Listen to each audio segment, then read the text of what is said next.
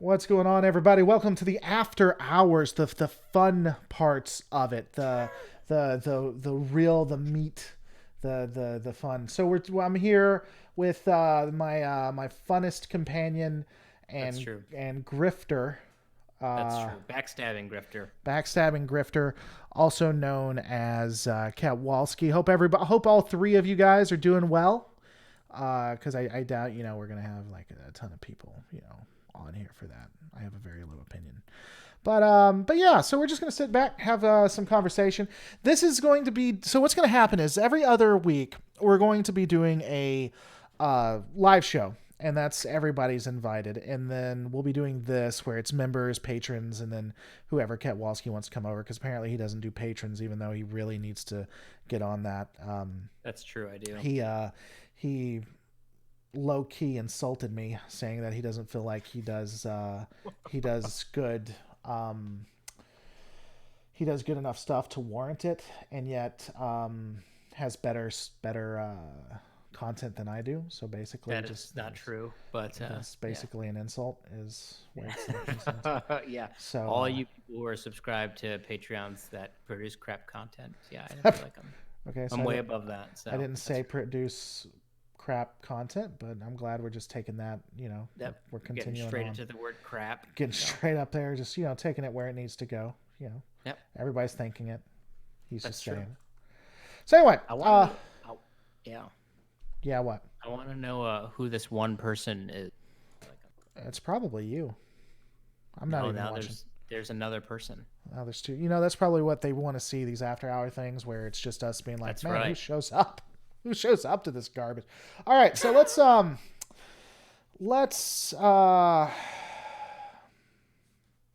talk about it. So a lot of people are inferring that you're a grifter, and they may low key be referring to me as well. And it's just kind of, I don't know. It's weird to see how people are really going about this. All because you said, hey, Anas may not either be on the level, or he may be actually lying to people. I mean, it didn't even start out like that. It started out with Right. Anas lost, and Yep. he really needs just to let it go. I mean, there were some parts that I disagreed with you. I think you and me disagree. I don't think YouTubers are really all to blame here. I don't think the fandom menace. I think they're just jumping on this because they get frustrated or are mad at CBS, or maybe views or whatever. But I don't think they're necessarily doing it because there's any intent. I think it's all on Anas. But I mean, originally you were that was the only thing I think that I had an issue with. You were just like, hey, Anas needs to let this go. Anas breaks his own rules, and now it's like you're like this idiot, or not idiot, but you're like this grifter who's just trying to get views.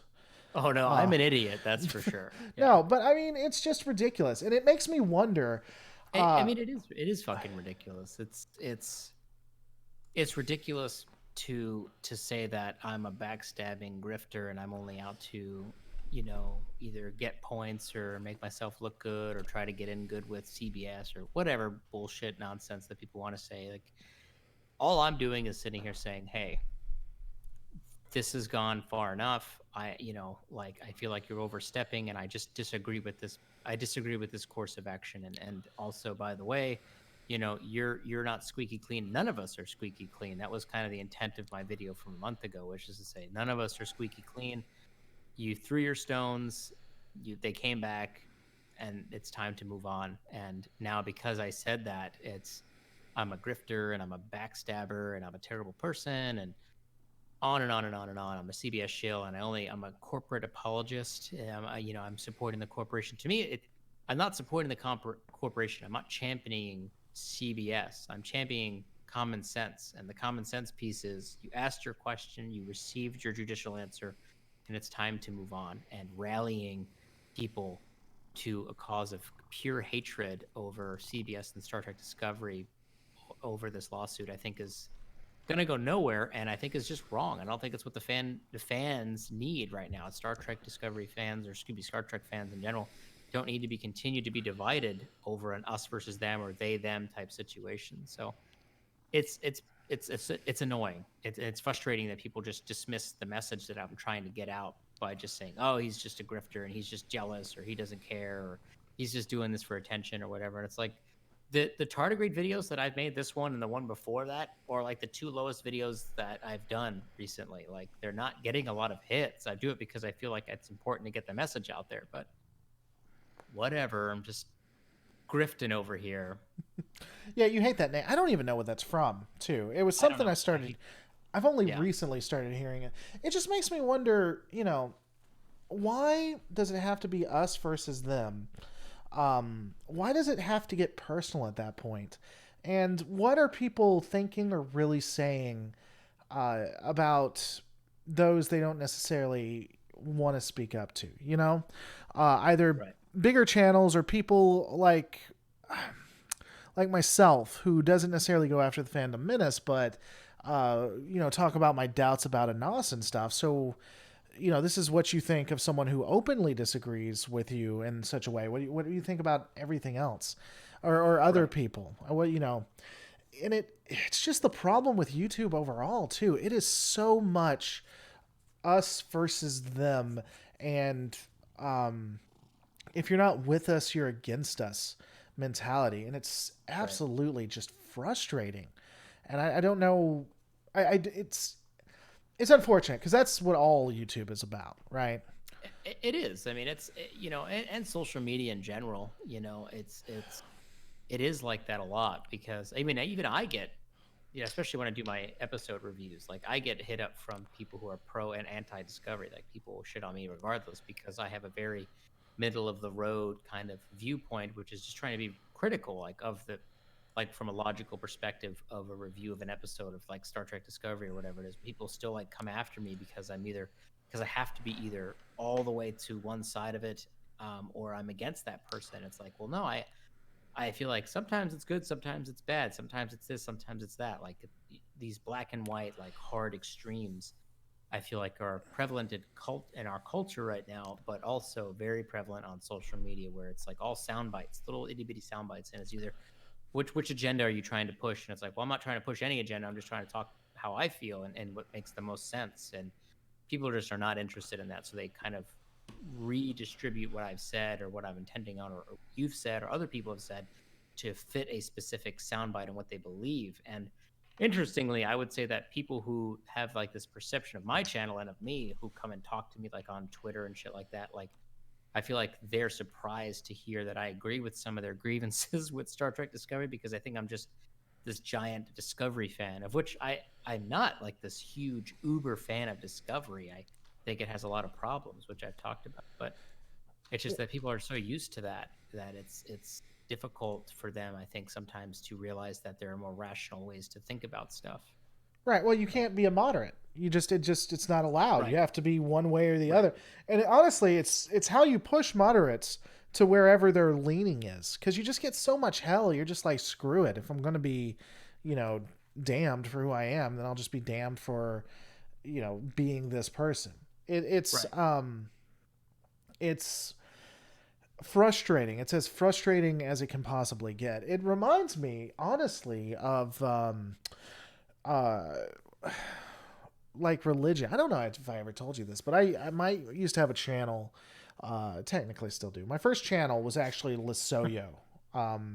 Losoyo. I don't ever say it. I go out of my way to actually avoid it. But this is after hours. This is the real meat. This is Ooh, where people. That's right. this is Uh, right. and I Indeed. was I was like a crazy huge Christian at that time. Mm, More okay. moderate Christian, but it's the exact same thing. It wasn't like that originally, and I think the fandom menace has.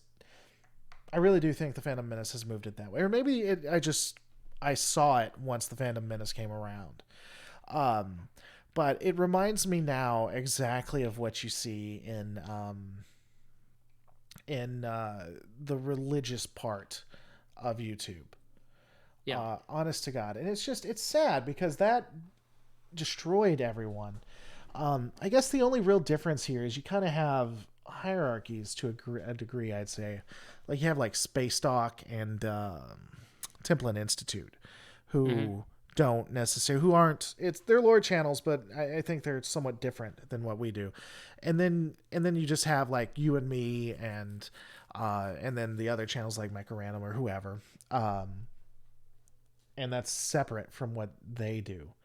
But Right. it'll just, that kind of thing just eats itself of ultimately. There's nowhere good that calling each other grifters or doing this drama. It'll work for a little while, but eventually it's just going to devour everyone if you don't find a way outside of it, you know? I agree. Yeah, I mean, I agree, which is, I the whole reason I even engage in these topics is because I see so many of, originally I saw so many of these comments on my channels and people who were attacking people who were watching my videos and, trying to come after them with these messages that they picked up from the Fandom Menace and that whole crew, and that's why I engaged it, because like, well, what these people are saying is wrong, and oftentimes it's complete fabrication. And that's why I stood up and said, like, listen, this is enough, and you have as well, and other people have as well. But you're right to say that what we're doing is a little bit different than other kind of Star Trek related or science fiction related YouTubers are kind of approaching it, where we're trying to address this clickbait, I guess you could say, tabloid YouTube culture that we're trying to fight back against. But it's difficult because it's hard to inject some kind of reasoning into it and kind of a reasonable discussion, because their intention is to just continue to break it away and make it all about more drama, more drama, more drama, more drama. Because the more drama they get, that's what they are. They're drama related channels. So the more drama they build up, it's better for them and their viewers, because that's what they're looking for. And it kind of feeds on the worst human impulse of wanting drama and just wanting this kind of garbage. Not to say that their content is garbage, but I mean like just garbage in general. Like tabloids are like it's like garbage. Like you're standing in line at the supermarket and you see like a magazine about how Brad Pitt's back with Angelina Jolie or back with Jennifer Aniston. It's like this is all nonsense. It's all garbage. But it's like, oh, what what's going on there? There's some drama there. It's like, well, this is just feeding my worst impulses of kind of getting in the drama. That has nothing to fucking to do with me. That is, Right. and it's probably all bullshit anyways. It's probably a bullshit article anyways. But it pulls your attention just in that same nature as it does on YouTube, where it's like, well, you're saying that CBS is going to cancel Discovery. Well, what's going on? I want to know. And it's like, oh, I knew it. I didn't like the show, and other people are saying they don't like it, and this guy's saying they're going to cancel it. So this all must be true, and I'm just going to feed my own impulses. And it's a vicious cycle. And you're right to say, like, unless you get out of it, like it's just going to eat away at you over Right. time. Like it's toxic in that kind of way. It's tough to just deal with. Like it's hard. I could not live my life in that fashion constantly like that. Like that's a lot. Like that's a lot to deal with all the fucking time. I mean, if we're gonna blame anybody, I honestly think it's the fans and the subscribers and people that watch it, because it just feeds into it. It's really easy to get into, though, because I still have aspects of it. I'm a troll at my core. I just am, Yeah. and it's easy to become a part of the outrage culture. I don't. When did you? Do you remember when you started watching my channel? I'm not sure how we interacted with each other. Oh yeah, that's been so long. I really don't remember. Yeah, I'd literally have to go all the way back. yeah. I Like mean, here. about a year, maybe a year and a half ago, I was really Yeah. big into the outrage culture. I would get so angry at what Discovery was doing. And it wasn't. It was real. It was more passion, which is one of the reasons you and me have a disagreement when it comes to the Fandom Menace. Um, I don't know that it's necessarily on purpose. I think a lot of them are just passionate about it. Even the fans and stuff. And it's easy to get into that point of view and just not see where you're at, you know? Right. Right. Um and so that happened to me until I started growing a little bit more, and I started trying to see other aspects of it. And I always have tried to interact with people and look at it from a different point of view. So it's easy to fall into. It's just the nature of the beast is that the only way to continue to uh, feed it, both yourself and the subscribers, is that you can't allow any kind of dissonance or anything, you know? Right. Right. And I'm so used to, once the camera's on, being the only person talking, that I'm talking a lot. People got pissed off about that with the interview. Did you see the interview with Lisa Klink. I did. Yeah, people got a little pissy about that. Yeah, because I'm used to talking. They're probably getting a little pissy about the fact that I'm talking a lot here. I'm just used to it. You should tell me shut up. You should talk. What do you No, want to you're talk about? fine. What do you I'm want to talk listening about? to No. you. I agree with what you're saying. It's I did the same thing. When I there's still videos on my channel from way back when Discovery Season 1 came out. One of the bigger ones that I did was a video titled "Canon is for Losers" in Star Trek Discovery, and I was bitching about how they're wrecking everything and everything sucks and the Klingons are garbage and everything. And then right over time, two things happened. Over time, my perspective on it changed as I continued to watch the show. And then the other thing, and kind of digested what was happening. And then the other thing too was I was seeing the super far reaction, the outrage reaction to what was happening. And I was thinking to myself, like, well, I definitely don't feel that way about it because what y'all are doing is way over the top, where I'm just like, this is kind of crap. And I could have gone down that road, but in my mind, it just wouldn't have been disingenuous because it wasn't actually what I felt. Like I could have easily joined up with the Phantom Menace and did all like that. That would have been an easy thing to do, but it would have been so disingenuous because it wasn't what I actually felt. What I felt is like some of this shit sucks and some of it's okay. And I feel like in order for this to get better, like we need to provide some support to Star Trek so that they have an opportunity to provide feedback and criticisms, but to provide support and understanding and be patient with the fact that they're trying to bring back a franchise and do something totally unique with it. And it's hard to get to that level of understanding if you're in the trenches, like you said. Like if you're just in that fight all the time, you don't have any perspective as to where you actually are. You're just in those trenches, and that's all you see all the time. So trying to get out of that and look at it from another perspective is very, very, very, very challenging. It's very challenging to do, and most people don't want to do it because, especially these bigger YouTube channels, they don't see anything wrong. They have thousands and thousands of subscribers. They have getting all this money and all this attention and all this, all this positive feedback. So they're like, well, this must be it. Like I've got it. Like why would I change something that's clearly not broken? So it's a vicious cycle though to get inside of, to get stuck with, um, of just that kind of sounding chamber of repeating each other's negative thoughts and stuff like that. But you know, Well, it it's works. just it's never going to be what it was. First off, I Right. think nostalgia paints stuff, but with the audiences and things now, it's never going to be Right. TNG. It's never going to be Deep Space Nine. They just again things are written for the times they're in. And we're Right. past the time of TNG. We're past the time of DS9. I don't think DS9 would do well in this time and age. I don't think it could have gotten to the Dominion War at this point. Right, And I agree. Or TNG for that matter. It's right, not written for this current time, and that was part of the things that I had to kind of deal with as a fan when I was watching Discovery. Is it's like this isn't what I wanted. This isn't what I expected. So right, they're giving me something different, and right now it kind of sucks just from basic storyline perspective. And that's kind of like how I was able to shift my focus from a perspective of being a critical Star Trek fan into like, well, how can I look at this from a perspective of just if I'm making a television show, what's bad about this and what right, could we improve? And that's the perspective I took on it, which is I have to kind of remove my ego that's attached to being a Trekkie and look at it from a critical perspective, which a lot of people are not capable of doing, or they're not interested in it because that's not really part of their passion. Because like you said, passion, like ego is attached to that. So when you're wrecking and damaging somebody's ego in a certain way, they get very passionate, very defensive, very very intense over that. And if you can't separate your ego from your objective, or rather subjective, kind of critical eye on things, then you're just going to wind up just spewing up a bunch of emotion as opposed to really being critical, right, uh, which is I think you need to be critical of it, but with a very logical kind of approach. And I think people have started to come around to that. I think season 2 of Discovery helped it out quite a bit. I think it helped build up a little bit more of capital.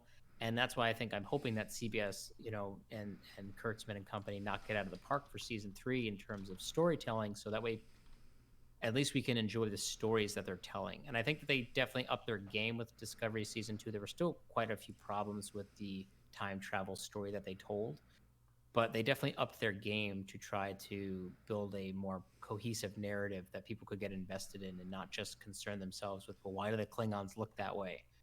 Right. So Yeah, and I mean, I initially got really mad about that, but it's just dumb because they change so much. When you actually research stuff, it's more of the same.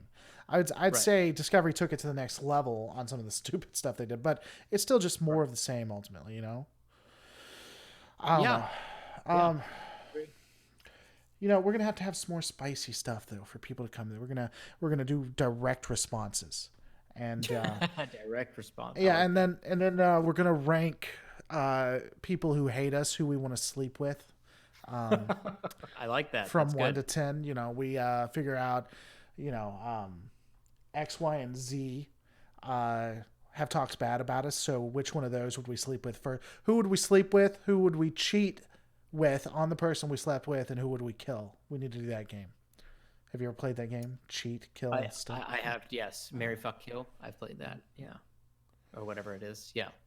Well, nobody hates my videos more than me, so I definitely listen to Yeah, dude, myself. I don't like anything I put out. I'm right there I with you. hate everything. As soon as I publish it, I'm like, I don't know what I was Yeah, thinking. I That's hate. I'm right there with you. Brad okay, Brett. Pittler, because he Yeah, feels what did bad Brett? for us. He says, "I think the nostalgia isn't just Trek. It's about having any comfort TV show available for streaming. If you get home from work, you want what is comfortable."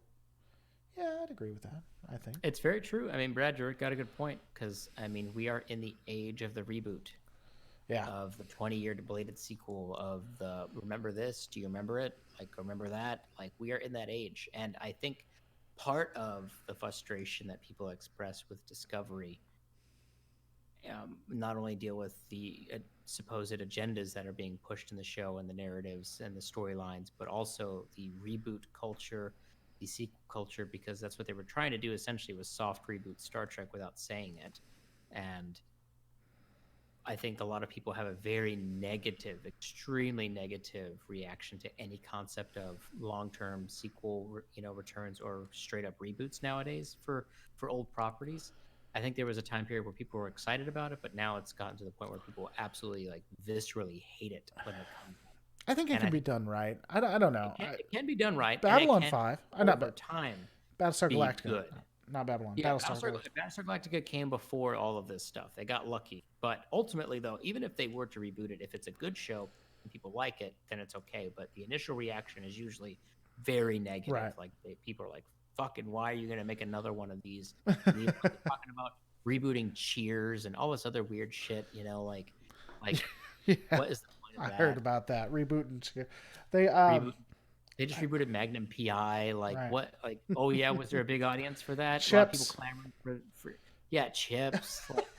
I mean, that was Like, Chips even popular when it was. That's what got no, me. I don't know. I didn't even think I, Chips was popular when the it was. reboot. They just finished casting the reboot of Walker Texas Ranger. Right. Like, because apparently the USA Network has run out of reruns. And yeah, That's stupid, man. it's the nostalgia piece, but people are reacting very negatively to it. So Star Trek Discovery definitely got punched in the face with that as well. That was one of the other reasons people were reacting so negatively to it, because it's what it was. It was a soft reboot. They tried to do a soft reboot of the Well, and franchise. they lied about it too. That's what got me. It was a Right, lie.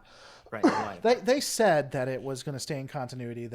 And I think that was a response to the J.J. Abrams, because the J.J. Abrams was like, "Well, this Right. is brand new. It's not your grandpa's Trek," and that blew up in their faces. Well, Yeah. blow up, relatively. It was popular the first couple of ones, but I think they burnt themselves out, which is why you saw diminishing returns on it. Right. Right.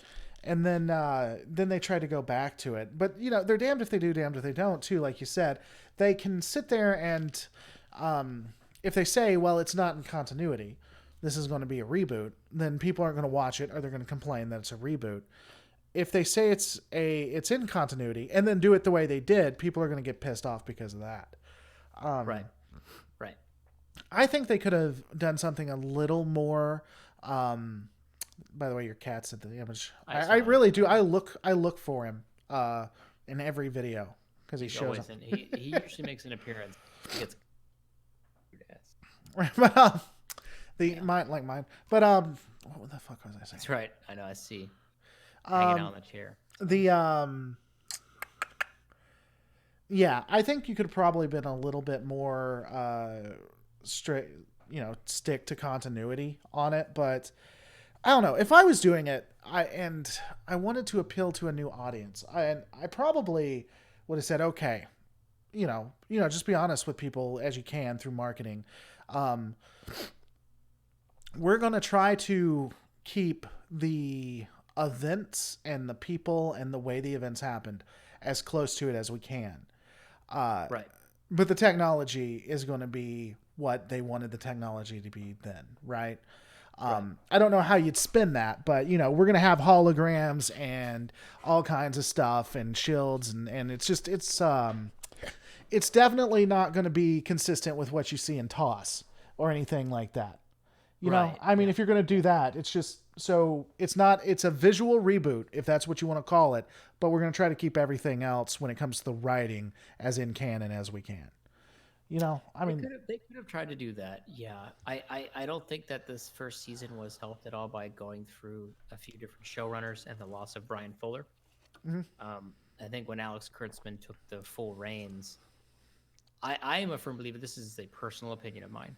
A personal opinion of mine, where Alex Kurtzman, coming off of the J.J. Abrams film and dealing with the massive backlash of everyone complaining about how they've destroyed the original series because they set the movies in the original series timeline. Even though it was a totally different thing and it was the Kelvin universe, people still bitched about it. right, I don't think that he had any interest of creating a original series television show, which is why I think that when he finally got control of the show, because they had already basically written and built the sets for season one, point where Brian Fuller was fired, so there was no going back at that point.